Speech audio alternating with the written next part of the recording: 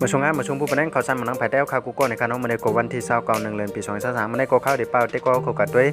สเปนลาลิกาป้อย78ในคณะมือคำว่าในก็มีลงเข่งกันอยู่5คู่ในข่าวเอาคำมาด้วยกันดีกูที่1ตั้งในคณะมือคำว่าในก็อาร์เมเนียเอาเปียสเปนโยกา3-1กาติบก็เอาเปียมายกากา2-0จิโรนาก็ซุ่มบันปาเซโลนากา0-1ซิบิลาก็เอาเปียเหมือนจังหนังเอลชีกา3-0เกตาเฟก็ซุ่มไปเหมือนจังหนังเลียวเปติกา0-1ในข่าวมาด้วยกันที่เข้ามาจันตารางพองในคณะที่1นั่นก็เป็นปาเซโลนามือคำว่าเปียมาก็มีอยู่47หมายที่2นั่นก็เป็นเรียลมาดริดในคณะมีอยู่41หมายที่3นั่นก็เป็นเรอัลโซซิดัดในคณะมีอยู่38หมายที่4นั่นก็เป็นแอตเลติโกมาดริดนี่มีอยู่31หมายมาต่อกันในส่วนตกชั้น3จุ่มนั่นพองในคณะที่18นั่นก็เป็นเซดาปิโกมีอยู่17หมายที่19นั่นก็เป็นเรียเปลาตูเลตมีอยู่17หมายเหมือนกันค่ะก้อยกาโกนนั่นเซดาปิโกสร้างไรนำได้เลยอยู่กับตั้งเหนือก่อนในข่าวที่20นั่นก็เป็นเอลชีในคณะมีอยู่6หมายค่ะมาต่อกันที่ท็อปสกอร์ผู้สร้างกงพองในคณะผู้สร้างกงก็ตึกเป็นลูกเปิดเดวอนโดสกีของบาร์เซโลนาสร้างกาย13ลูกค่ะเพื่อจัน10แบนเดลงแข่งกันปุ่นตันในคำในก็ตึกก็อยู่4คู่ในคณะเหมือนเจ้าหนังเรียเปลาตูเลตโกติญญากันตั้งเปลนเซียโอซาซูนาโกติญญากันตั้งแอตเลติโกมาดริด